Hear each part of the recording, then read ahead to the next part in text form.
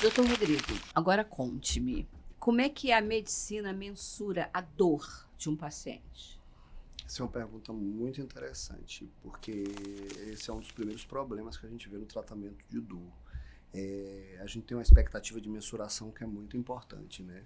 A gente sempre tenta medir as coisas e a dor, ela não tem só uma variável, né? A intensidade, né? E a gente tem até a escala analgésica, né? A escala visual analógica que a gente pode usar para tentar medir quanto uma pessoa tem dor, mas a percepção de dor ela é muito subjetiva e individual. Não dá para a gente circunscrever isso só a pensar a escala visual analógica de intensidade, né? Intensidade é um aspecto da dor, mas uma dor, por exemplo, ela pode ser constante, fraca e extremamente irritante. E aí eu vou dizer que essa dor é menor porque o paciente tem uma dor que é de menor intensidade, mas que pode ser aquela dor tipo tortura chinesa, vamos dizer assim, ou seja, fraca, mas que vai minando a energia do paciente. De novo, a gente não olha o contexto como um aspecto importante do cuidado em dor, né? E outro aspecto importante é que não dá para pensar a dor só pela dimensão da sensação, né? Porque dor é um sentido, né? É um sentido que tem a ver com a defesa do organismo, né? E aí olha que legal, o nosso sistema locomotor também. Tanto que é muito comum, quando a gente tem qualquer tipo de dor, a gente ter alguma dor muscular associada àquela dor. Dor miofacial, né? Dor mecânica, como a gente chama, né? O que é essa dor mecânica? É eu, de alguma forma, às vezes até de forma inconsciente, tentando me proteger. Até contar uma história engraçada, né? Eu estava de férias algumas semanas atrás com minhas filhas, e aí a gente estava num lugar, foi numa brinquedoteca lá do hotel e tinha um pula-pula, e eu podia pular no pula-pula. Aí eu fiquei criança de novo, fui pular no pula-pula, resultado, torci meu tornozelo. Eu nem estava aqui no Brasil, não, eu estava em outro país. Olha que angústia podia ser se eu não soubesse tudo isso. Eu viajei sem seguro, né? Sem seguro saúde. Um erro, né?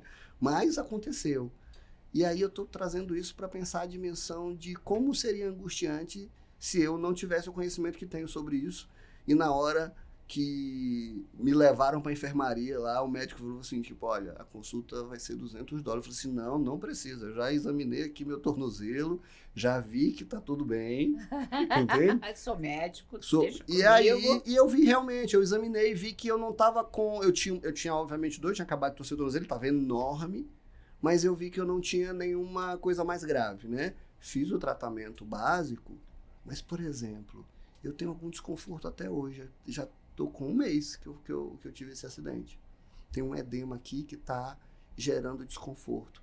E aí, se a gente for olhar para a literatura, né, e o que a gente sabe, porque eu já examinei esse pé, já vi como ele está, né, é tipo, essa dor, ela não tem nada a ver com as mudanças estruturais que ocorreram no meu tornozelo. Essa dor que está aqui, que está me incomodando ainda, tem a ver com como isso reverberou no meu sistema nervoso central. Meu sistema nervoso central produz uma série de aspectos para tentar defender aquele lugar. Inclusive mudando a minha pisada. Para defender? Para defender o local. E aí eu tenho aquela dor, mas eu também começo a ter uma dor muscular, porque eu estou mudando a forma como meu pé está pisando. Olha como esse contexto gera uma cadeia complexa que tem a ver com o sentimento, né? Como eu te falei, a questão do sentimento, eu estava muito tranquilo. E isso talvez propicie uma melhora desse país. Imagina se eu não fosse a pessoa que tem todo esse conhecimento, tivesse acontecido isso num contexto de outro país, ter que ter atendimento médico em outro país, não pagou o seguro. Tudo isso aumenta o como esse cérebro está sofrendo com esse evento, né? E aí é onde entra outro aspecto, né? De novo, já que a gente está falando da cannabis, né?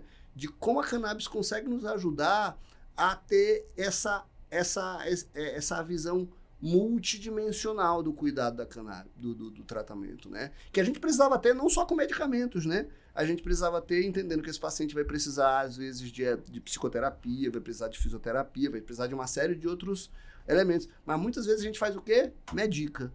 Aí a gente dá um remédio para uma cor, um anti-inflamatório porque ele está com isso, a gente dá... como ele está meio deprimido com essa história, eu dou um antidepressivo, como ele está dormindo mal, eu dou um remédio para dormir, como ele tem uma sensibilização periférica, eu dou um remédio para fazer essa modulação no cérebro dele, é quando a gente vai ver esse paciente está com vários remédios, né? E aí,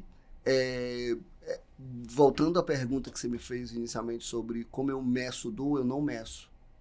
Porque a dor é sempre individual. A dor é sempre de quem está falando dela, né? Um grande professor, um médico de família do Rio Grande do Sul, né, professor Grossman, ele falava que o paciente nunca mente.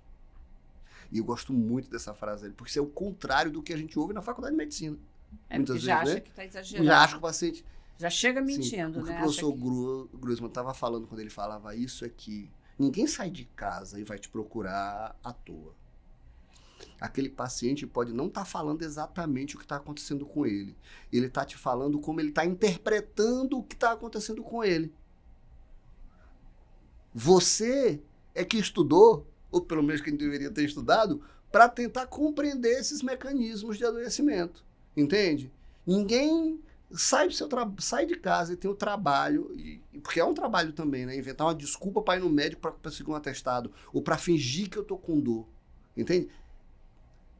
Porque toda dor não pode ser fingimento. Porque toda dor, ela ocorre no cérebro, ela não ocorre em outro lugar.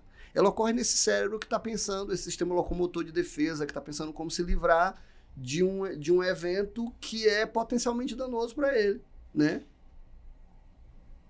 É muito interessante essa abordagem, porque até eu acredito que até essas pessoas que vão num consultório pedir um atestado para não ir trabalhar, ela está com algum problema de ir trabalhar. Exato. Tipo, e aí? Vamos tentar entender esse contexto? É alguma coisa que está incomodando, né? Alguma abordagem abusiva de patrão, de colega.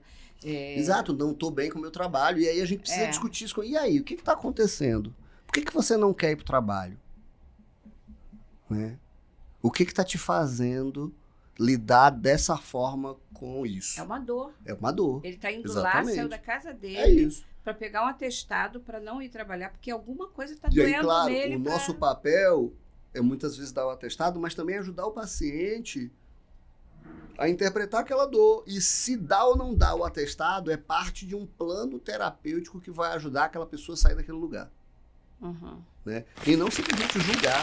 Obrigada por terem assistido esse corte. Foi maravilhoso esse podcast com o Dr. Rodrigo Pacheco. Não se esqueçam, curtam, comentem, compartilhem, mandem suas perguntas, que é muito importante. E não se esqueçam de assistir os outros cortes que estão excelentes.